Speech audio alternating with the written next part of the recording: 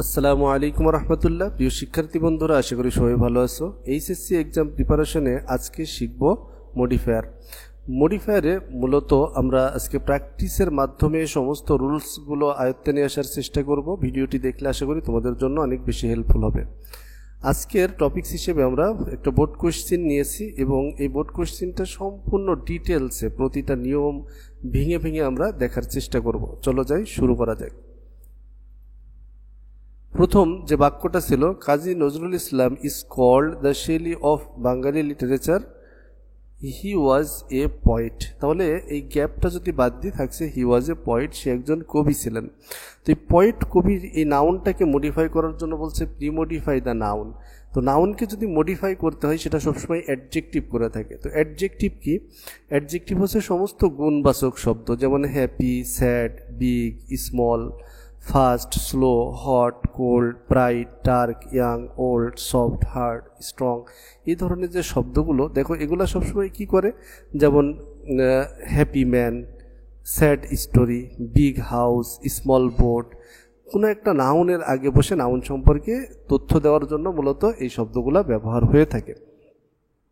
তো এখন যদি আমাদেরকে কখনো এভাবে প্রিমডিফাই করতে বলে নাউনকে, তাহলে আমরা জাস্ট পরে যে নাউনটা আছে এই নাউনটাকে কেমন দ্বারা প্রশ্ন করব। মানে হি ওয়াজ এ পয়েট, তিনি একজন কবি ছিলেন, তো কেমন কবি ছিলেন আমরা খুব সহজেই বলতে পারি হি ওয়াজ এ গ্রেট পয়েট অথবা হি ওয়াজ এ ফেমাস পয়েট। এই ধরনের আমরা একটা অ্যাডজেক্টিভ ওয়ার্ড নিয়ে চলে আসতে পারবো। এরপরে যে প্রশ্নটা আছে সেখানে আসছে যে হি রোট, বি নাম্বারে দেখো হি রোট, বলা হচ্ছে in every branch of Bangali literature. তো এই যে বাক্যটা, এই বাক্যটাকে আমাদের বলছে পোস্ট মডিফাই দ্য ভার্ব, মানে এই রুট যে ভার্বটা আছে যদি পোস্ট মডিফাই করতে বলে তাহলে আগের শব্দের দিকে খেয়াল করতে হয়। তো এই আগের যে শব্দটা আছে তারপরে মূলত মডিফায়ার ব্যবহার হবে, তাহলে রুট শব্দটাকে মডিফাই করতে বলছে। একইভাবে আরেকটা প্রশ্ন আসছে এই প্যাসেজের জি নাম্বারে, সেখানে বলা হচ্ছে he enriched the Bengali literature, use an adverb to post modify the verb. তাহলে এখানে শুধু পোস্ট মডিফাই দ্য ভার্ব বলছে, আর এখানে কি বলছে, ইউজ অ্যান অ্যাডভার্ব। মূলত ভার্বকে মডিফাই করার জন্য সবসময় এই অ্যাডভার্ব ব্যবহার করা হয়। দুইটা প্রশ্নের বিষয়বস্তু একইভাবে ব্যবহার করা যায়। তো অ্যাডভার্ব কি? অ্যাডভার্ব হচ্ছে যদি আমরা ভার্বকে মডিফাই করব তখন ভার্বের কাজটা কখন হয়, কোথায় হয়, কিভাবে হয় বা কেন হয়, এভাবে আমরা একটা প্রশ্ন করার মাধ্যমে খুব সহজে একটা অ্যাডভার্ব খুঁজে পেতে পারি। যেমন দেখো আমরা এখানে কয়েকটা মডিফায়ারের উদাহরণ দিয়েছি। সে রানস, সে দৌড়ায়। তো আমরা যদি রানসকে প্রশ্ন করি কিভাবে দৌড়ায়, তাহলে আমরা উত্তর পাচ্ছি কি, কুইকলি, দ্রুততার সাথে। তার মানে এই কুইকলি শব্দটা একটা অ্যাডভার্ব। হি অ্যারাইভড, সে পৌঁছেছিল। তো কখন পৌঁছেছিল? ইয়েস্টারডে, গতকাল। তাহলে ইয়েস্টারডেটা হচ্ছে কি একটা অ্যাডভার্ব।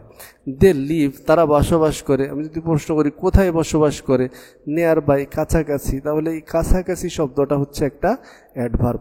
তারপর শি অলওয়েজ স্মাইলস, এখানে স্মাইলস হচ্ছে ভার্ব, হাসে। তো কখন হাসে? সব সময় হাসে। অলওয়েজটা হচ্ছে একটা অ্যাডভার্ব। তার মানে সহজ বিষয় হচ্ছে যদি আমাদেরকে কখনো কোনো ভার্বকে মডিফাই করতে বলে তাহলে আমরা জাস্ট ওই ভার্বটাকে কখন, কোথায়, কিভাবে, কেন দ্বারা প্রশ্ন করব এবং প্রশ্ন করার মাধ্যমে আমরা একটা অতিরিক্ত শব্দ নিয়ে আসার চেষ্টা করব যেটা এই প্যাসেজের সাথে যায়। যেমন এখানে বলা হচ্ছে হি রোট, সে লিখেছিল। তাহলে ইন এভরি ব্রাঞ্চেস, প্রতিটা শাখায়। তো আমরা বলতে পারি কেমন শাখায়, যে প্রায় প্রতিটা শাখায়। বলা যায় না যে প্রায় প্রতিটা শাখায়, তাহলে almost every branches, in every branches, প্রায় প্রতিটা শাখায় অব বাঙালি লিটারেচার। আচ্ছা, এরপরের বাক্যটাও দেখো, হি ইনরিচড, সে বৃদ্ধি করেছিল দ্য বাঙালি লিটারেচার, বাংলা সাহিত্যকে, গ্রেটলি, মানে খুব ব্যাপকভাবে। তো সে বাংলা সাহিত্যকে কি করে, ব্যাপকভাবে সমৃদ্ধ করে তুলেছিল।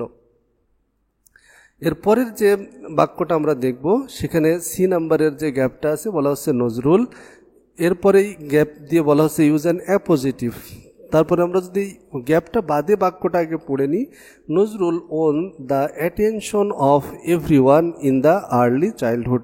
তাহলে সে কী করেছিল, একদম বাল্যকালেই প্রতিটা মানুষের মনোযোগ কেড়েছিল, মনোযোগ আকর্ষণ করেছিল। তো এখন কথা হচ্ছে অ্যাপোজিটিভ কি?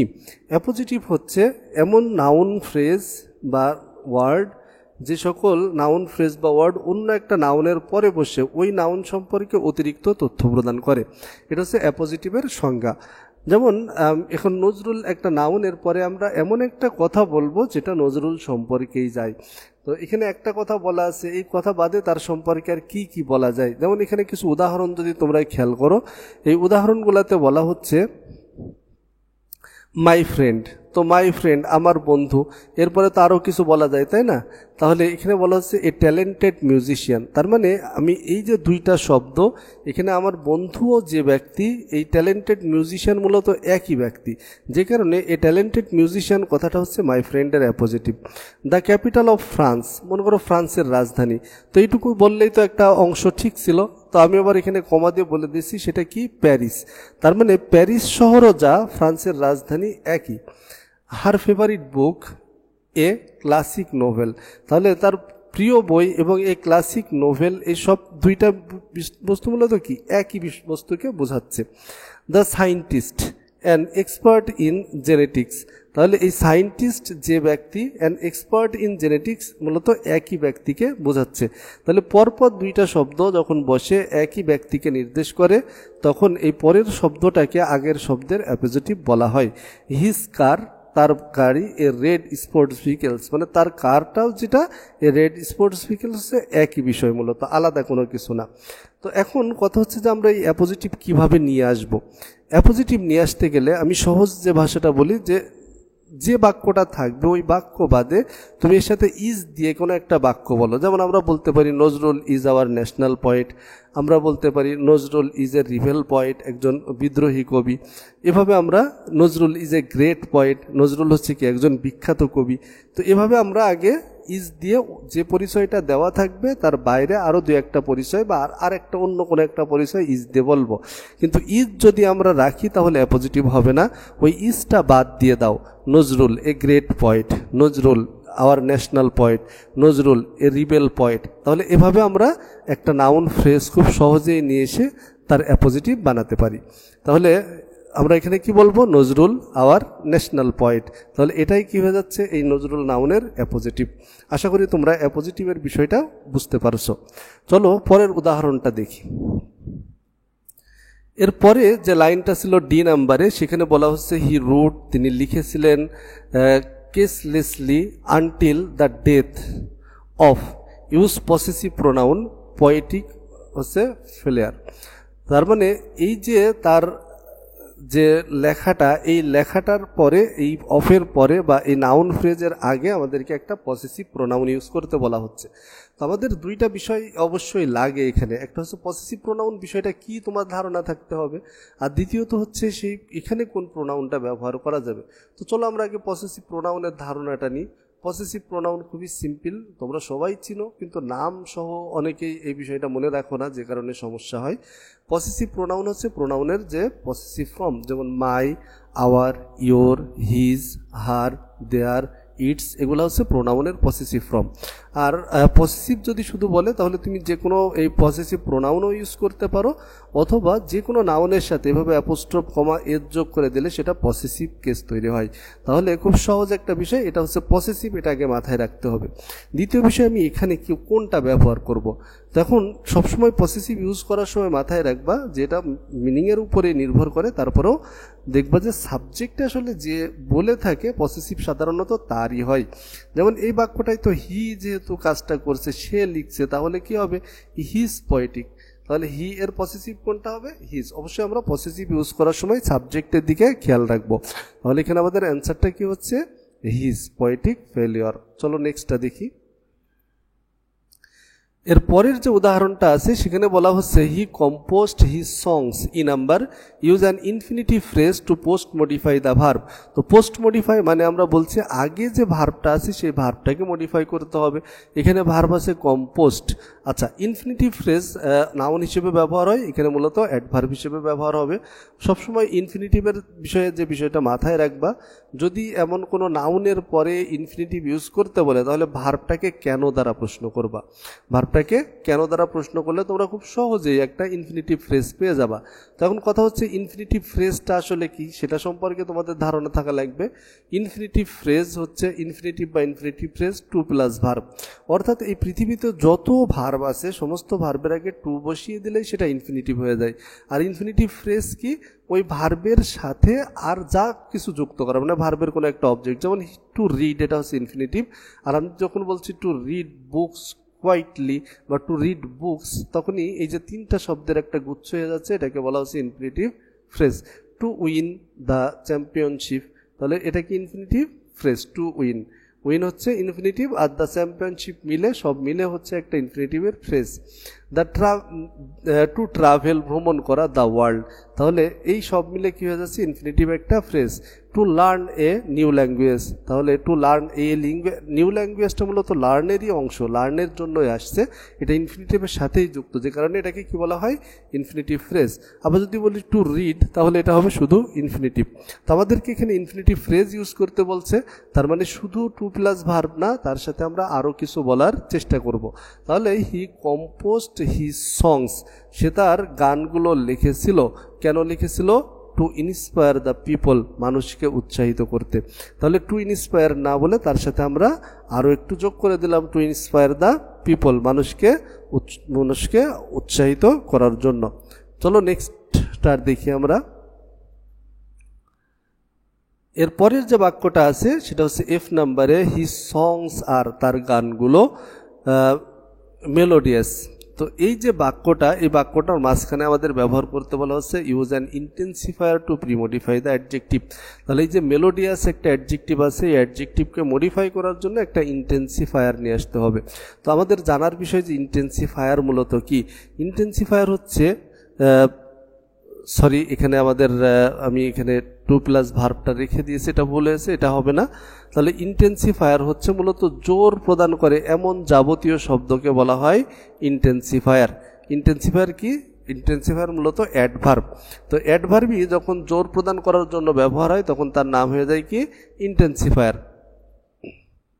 যেমন দেখো, absolutely, completely, extremely, really, so, too, totally, utterly, very, at all, এই ধরনের অ্যাডভার্বগুলোকে মূলত ইন্টেন্সিফায়ার বলা হয়, জোর প্রদানকারী অ্যাডভার্ব বলা হয়ে থাকে।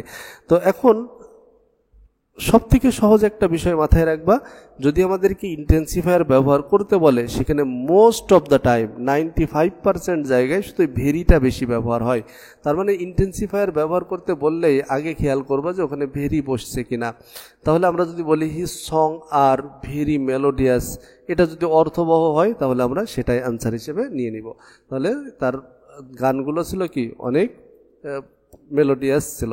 আচ্ছা, এরপরের বাক্যটা আছে his literary work have enriched use a noun adjective। তাহলে লিটারেচার, এই যে নাউনটা, এই নাউনটাকে মডিফাই করার জন্য একটা নাউন অ্যাডজেক্টিভ ইউজ করতে হবে। তার মানে আমাদের এখানে জানার বিষয় নাউন অ্যাডজেক্টিভটা কি, এই সম্পর্কে আগে ধারণা রাখতে হবে। এর পরের বিষয় হচ্ছে যে এখানে আমি কোনটা ব্যবহার করব। তো নাউন অ্যাডজেক্টিভ এমন নাউনগুলোকে, মূলত এটা সব নাউনই হবে, হ্যাঁ, নাউন ইউজড অ্যান অ্যাডজেক্টিভ। যেমন যখন একটা নাউনের আগে অন্য আরেকটা নাউন বসে ওই নাউন সম্পর্কে তথ্য দেয় তখন মূলত তাকে বলা হয় নাউন অ্যাডজেক্টিভ। নিচে কিছু উদাহরণ দেওয়া রয়েছে, একটু খেয়াল করো। যেমন চকলেট কেক, চকলেট তো নাউন, তোমরা জানো একটা কিছুর নাম, কিন্তু যখন আমি একসাথে বলছি চকলেট কেক তখন চকলেটটা হয়ে যাচ্ছে অ্যাডজেক্টিভ আর কেকটা থাকছে নাউন। তো এই যে নাউন যেহেতু অ্যাডজেক্টিভের মতো ব্যবহার হচ্ছে তাই এটাকে বলা হয় নাউন অ্যাডজেক্টিভ। যেমন হিস্টোরি বুক, হিস্টোরিটাও নাউন, বুকটাও নাউন, কিন্তু এই শব্দগুচ্ছের ভিতরে বুক সম্পর্কে তথ্য দেওয়ার জন্য হিস্টোরি নাউনটা ইউজ করা হয়েছে। অফিসও একটা নাউন, চেয়ারও একটা নাউন, কিন্তু এই চেয়ারকে মডিফাই করার জন্য অফিস আর একটা নাউন শব্দ ইউজ করা হয়েছে। স্পোর্টস কার, তাহলে কার একটা নাউন, স্পোর্টসও নাউন। স্পোর্টস শব্দটা কার সম্পর্কে তথ্য দিচ্ছে। স্কুল বাস, স্কুলও নাউন, বাসও নাউন, কিন্তু এই বাসটাকে মডিফাই করছে স্কুল শব্দটা। ইংলিশ গ্রামার, গ্রামারও নাউন, ইংলিশও নাউন, কিন্তু ইংলিশ শব্দটা এখানে গ্রামারটাকে বিশেষিত করছে, গ্রামারের ধরন বুঝিয়ে দিচ্ছে। তার মানে যখন একটা নাউনের আগে অন্য আরেকটা নাউন বসে ওই নাউন সম্পর্কে তথ্য দেয় তাকে বলা হয় নাউন অ্যাডজেক্টিভ। তো এখানে আমাদের লিটারেচার আছে, তো লিটারেচার শব্দর আগে আমরা আরেকটা গুড, ব্যাড, গ্রেট এই ধরনের কোনো অ্যাডজেক্টিভ ওয়ার্ড নিয়ে আসতে পারবো না। এই লিটারেচার সম্পর্কে তথ্য দেওয়ার জন্য আমাদের অবশ্যই আরেকটা নাউন ইউজ করতে হবে। তাহলে এখানে আমরা বলতে পারি কি, বাঙালি লিটারেচার, বাংলা সাহিত্য, বাংলা সাহিত্য। এরপরের যে উদাহরণটা আছে, উদাহরণটা আমরা একটু খেয়াল করি যে he was use an article. Article তো তোমরা সবাই জানো, এ অ্যান দাকে আর্টিকেল বলে। তাহলে এখানে যেটা বসে, যেহেতু নাউন অ্যাডজেক্টিভ আছে তার আগে এ অথবা অ্যান বসবে। He was a secular poet. সর্বশেষ যে বাক্যটা আছে যে নাম্বারে, he sang the songs of equality, সে সমতার গান গেয়েছিল। Use an adverbial phrase.